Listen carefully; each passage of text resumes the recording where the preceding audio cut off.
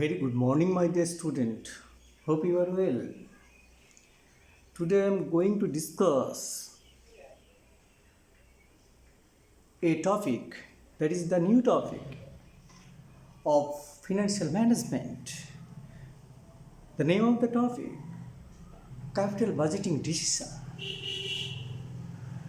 To make decision in any case is not so easy, it is too tough.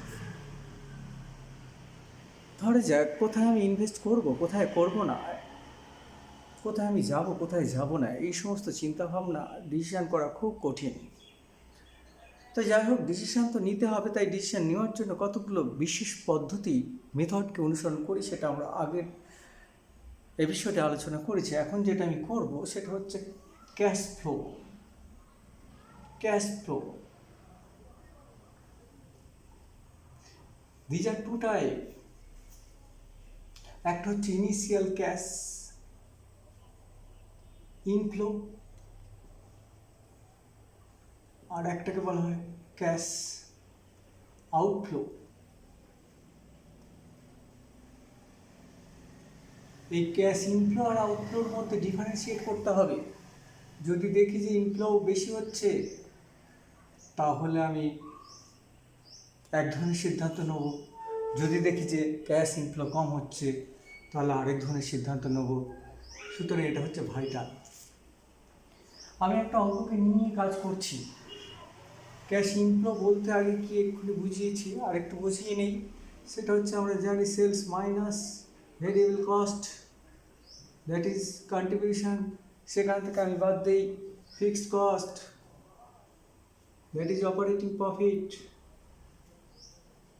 Operating profit মাথায় রাখতে হবে excluding depreciation এখানে রেখেছি। এবার আমি এই যে প্রফিটটা অ্যাকচুয়ালি পেয়েছি তাহলে কি হলো, এই প্রফিটটা হচ্ছে ইবিডিআইটি। এখান থেকে আমি প্রথম যেটা বাদ দেবো সেটা হচ্ছে ডেপ্রিসিয়েশন বাদ দিলে যেটা পাই ইবিআইটি। এখান থেকে ইন্টারেস্ট থাকলে বাদ দেবো, ইবিটি পেলাম। এখান থেকে ট্যাক্স বাদ দেবো, পেয়ে গেলাম ইএটি। পরে আবার অ্যাড করব ওই ডেপ্রিসিয়েশনটাকে, তাহলে আমি পেলাম ক্যাশ ফ্লো আফটার ট্যাক্স।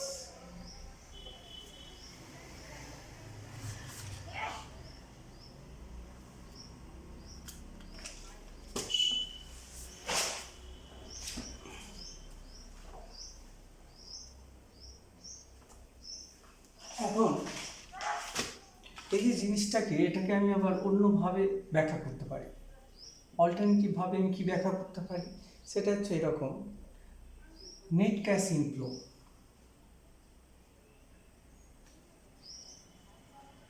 কী করে করব সেটাকে আমি এইভাবে লিখতে পারি, রেভিনিউ মাইনাস এক্সপেন্সেস করে যেটা হচ্ছে সেখান থেকে মাইনাস করলাম tax on revenue minus expenses minus depreciation করলে যেটা হবে সেটা কি হলো, revenue minus expenses minus tax on revenue minus expenses, আর কি হচ্ছে মাইনাস আর মাইনাসে প্লাস, মাইনাস আর মাইনাসের প্লাস হয়ে গেল। তাহলে আমার এখান থেকে যদি আমি পাই কমন নিই, 1 মাইনাস টি প্লাস টিডি, এই হচ্ছে কথা। তো এখানে এই যে পদ্ধতিটা করলাম এটা এর অল্টারনেটিভ ওয়ে।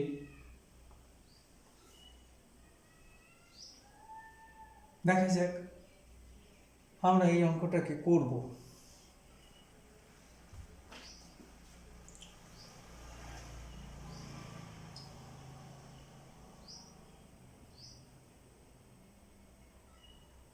করার জন্য যেটা দরকার, তাহলে R for revenue, E for expenses, T for tax, D for depreciation. এখানে বলা আছে কস্ট অফ দ্য মেশিন বলে দিয়েছে, কস্ট অফ ইনস্টলেশন বলে দিয়েছে, লাইফ অফ দ্য মেশিন বলে দিয়েছে, স্ক্র্যাপ ভ্যালু বলে দিয়েছে, পিভিডিটি বলে দেওয়া আছে, ট্যাক্স বলে দেওয়া আছে।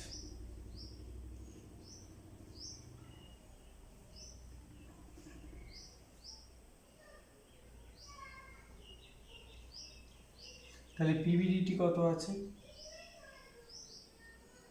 3 লাখ মাইনাস 1 মাইনাস টি, টি এখানে কত ট্যাক্স রেট 0.35 প্লাস টি হচ্ছে 0.35 ইন্টু ডি, ডিটাকে আমাকে বের করতে হবে, ডিটা কত সেটাকে বের করতে হবে। এখানে ডি আমরা দেখতে পাচ্ছি ডেপ্রিসিয়েশন, কী করে বের করবো আমরা জানি, total cost minus scrap value divided by number of year, অর্থাৎ cost plus installation charge minus scrap value divided by number of years. তাহলে এখানে হচ্ছে 1,50,000 প্লাস হচ্ছে 80,000 মাইনাস স্ক্র্যাপ ভ্যালু হচ্ছে 50,000 ডিভাইডেড বাই নাম্বার অফ ইয়ার হচ্ছে 6, তার মানে 1,50,000 আর এখানে হচ্ছে 5 3 8, 1,80,000 ডিভাইডেড বাই 6 মানে হচ্ছে 30,000 ডেপ্রিসিয়েশন।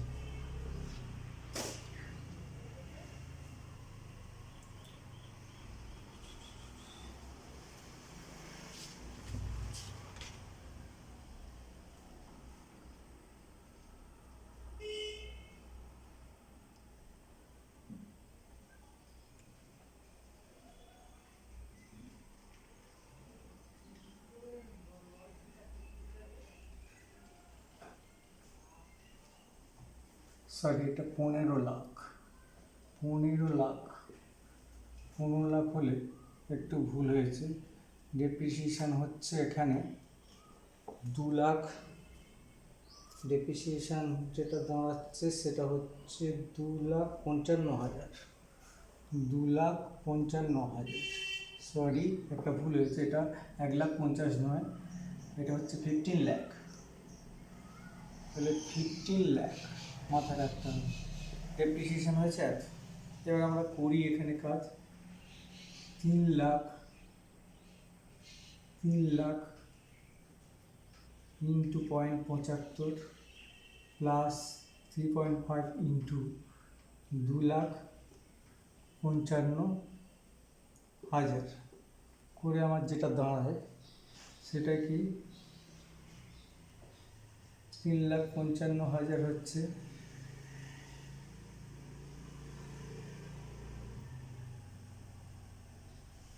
2,55,000 ইন্টু 35 হচ্ছে 89, 1,95,000, এটা দাঁড়াচ্ছে 1,95,000, তার সাথে যেটা দাঁড়াচ্ছে সেটা হচ্ছে 2,55,000 35 হচ্ছে 89,250 করে টোটাল যেটা দাঁড়ালো 2,84,250। এটা গেল একটা ভাবে। এবার অন্যভাবে আমরা দেখাতে পারি, ক্যাশ ইনফ্লো,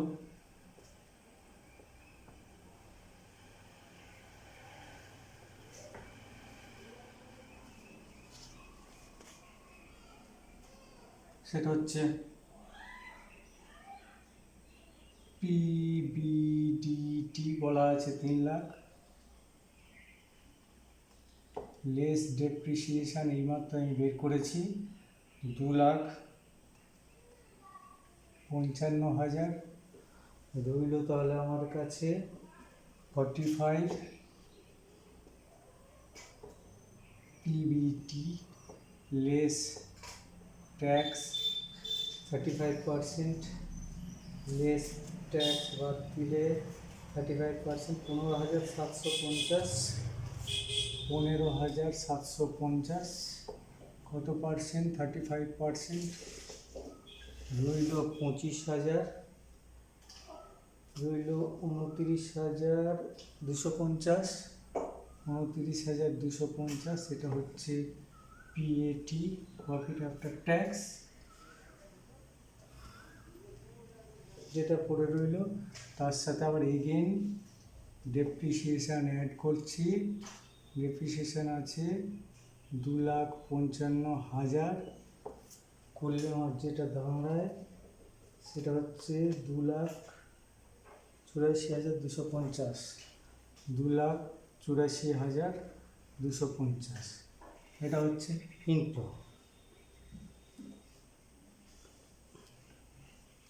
এটা ইনফ্লো হলো at the end of 5th year এবার যেটা হচ্ছে নাম্বার 2 হলো actually annual cash inflow 5th ইয়ার এটা হচ্ছে annual cash inflow 5th year up to 5th ইয়ার একটাই চলে আসি ক্যাশ আউটফ্লো এটা cash flow means cash outflow কি হচ্ছে তাহলে ক্যাশ আউটফ্লো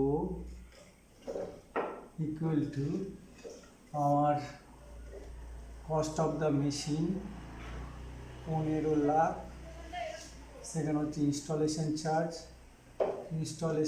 অ্যাড হচ্ছে 80,000 টোটাল হচ্ছে 15,80,000 নেক্সট যেটা সেটা হলো টার্মিনাল ক্যাশ ইনফ্লোটা কি যে বছরে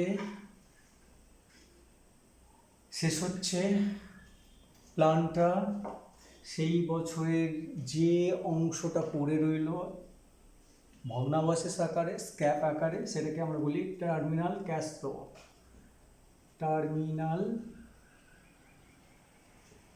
ক্যাশ ফ্লো অর্থাৎ অন্তিম সময় যতটুকু পাই সেটা কি স্ক্র্যাপ ভ্যালু এখানে স্ক্র্যাপ ভ্যালু কত বলে দিয়েছে 50,000 অতএব এখান থেকে নাম্বার 5 এই 4 annual cash inflow in the 6th ইয়ার এটা তার মানে 6th ইয়ার হচ্ছে annual cash inflow in 6th ইয়ার তাহলে আমার ছিল কত 2,84,250 তার সাথে হচ্ছে স্ক্র্যাপ 50,000 টোটাল আমার দাঁড়াচ্ছে কত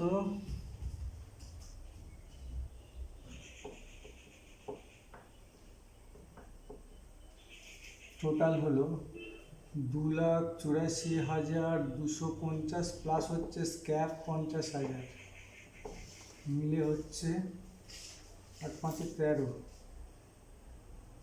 3,34,250